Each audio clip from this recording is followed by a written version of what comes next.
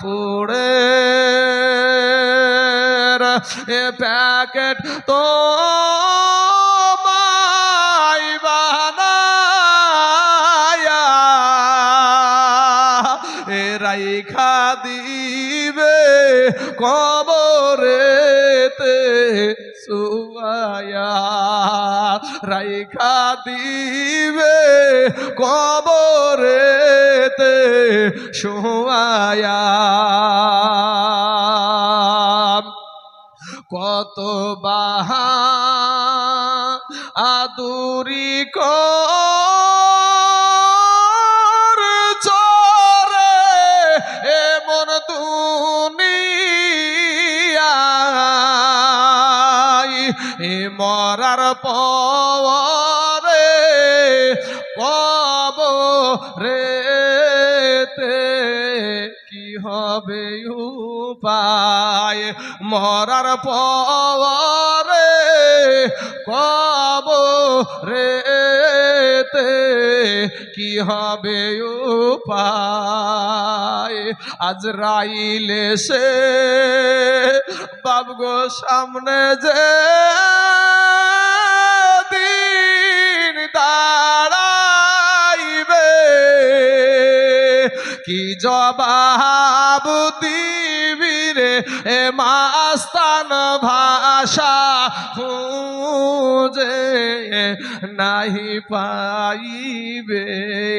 কি জবাব দিবার ভাইজান ভাষা খুঁজে নাহি পাইবে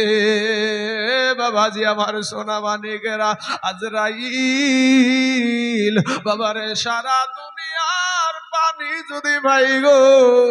আজরাইলের মাথার উপরে ঢেলে দেওয়া হয় এরপরে ওই পানি একটা ফুটা জমিনে এসে পড়বে না এত বড় আজরাইল আপনার আমার সম্মুখে হাজির হবে যুবক রে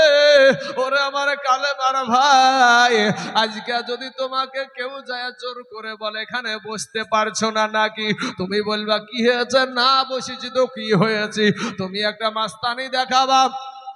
তুমি রক্তের বাহাদুরি দেখাইতে পারবা কিন্তু ভাই গো যেদিন আজরাইল আসবে রে বাপ পায়ের দিক থেকে বাবা যখন চাপতে শুরু করে দিবে হাত থাকবে হাতের কোনো কাজ থাকবে না পা থাকবে পায়ের কোনো কাজ থাকবে না জবান থাকবে জবানের কোনো কাজ থাকবে না চোখ থাকবে চোখের কাজ থাকবে না রে বাবা অবুঝের মতো তাকায়া থাকবে আপনার অবুঝের মতো তাকায়া থাকবে কাউকে বলতেও পারবে না আমার কাছে আজরাইল এসেছে এটা বলতে পারবে না আমার দয়ার নবীজি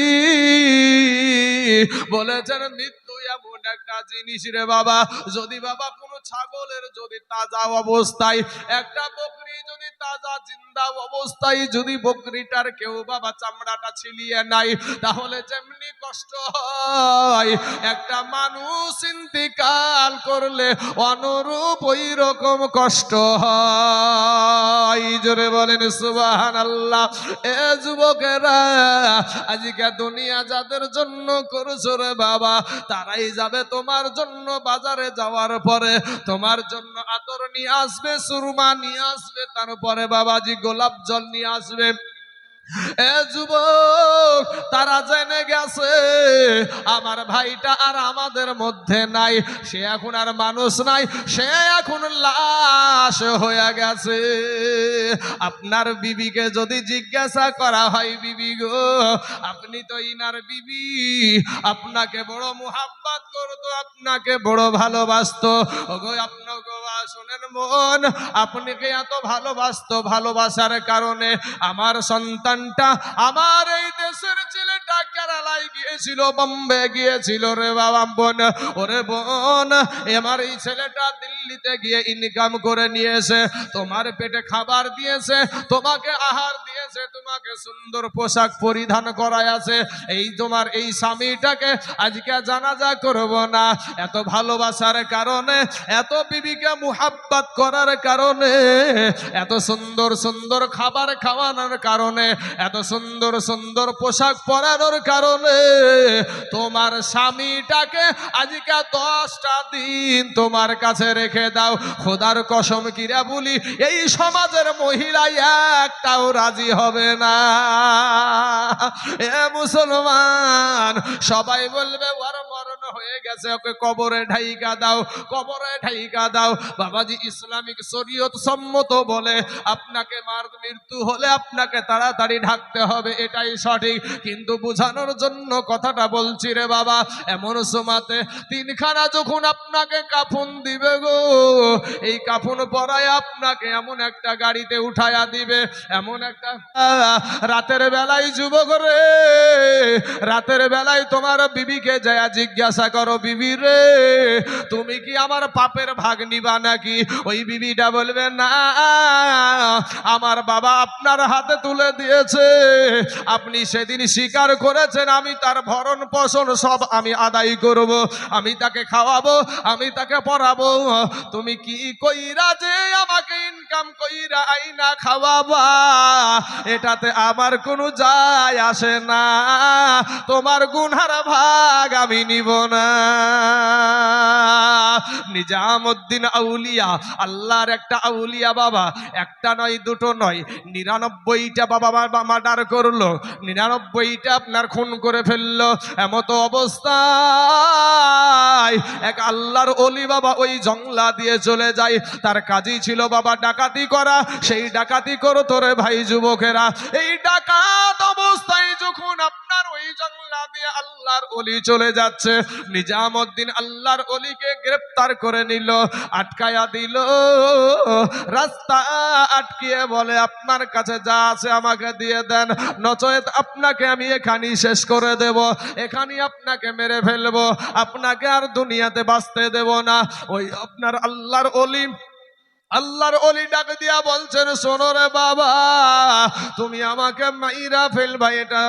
ঠিক আছে, কিন্তু আমার কিছু কথা শোনো, আমার কিছু কথা শোনো। বলে কি কথা বলেন, কি কথা বলতে চাইছেন বলেন। এবার বাবাজি আল্লাহর ওলি ডাক দিয়া বলে, বাবা রে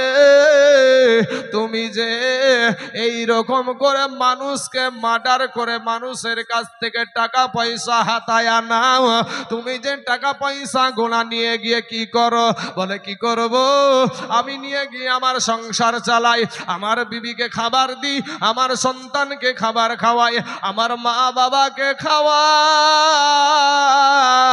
আমার সন্তানদেরকে পড়াশোনা করাই। আল্লাহর ওলি বলে, বাপ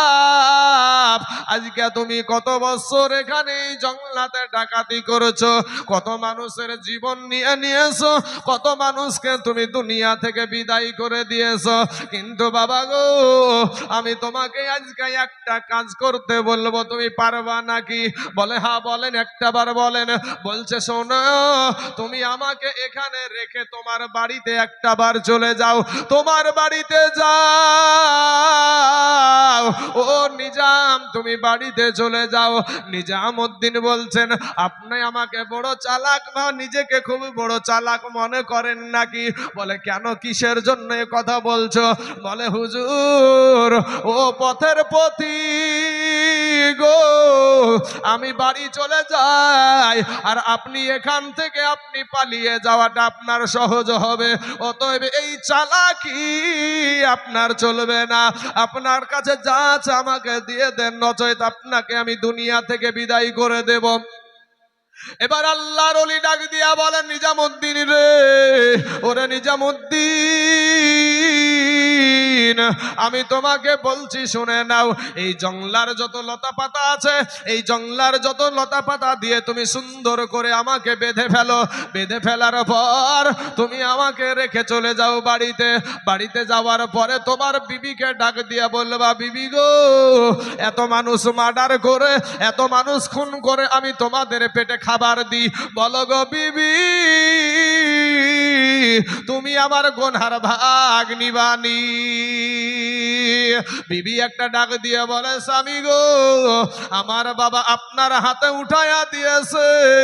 আপনি কেমন করে আমাকে খাওয়াবেন, কেমন পোশাক দিবেন, কি করবেন, কোথা থেকে রোজগার করবেন, সেটা আমার কোনো জানবার বিষয় নয়, এটা আমার কোনো ব্যাপার নয়। অতএব স্বামী গো, আপনি আইনা দিবেন, আমি খাও।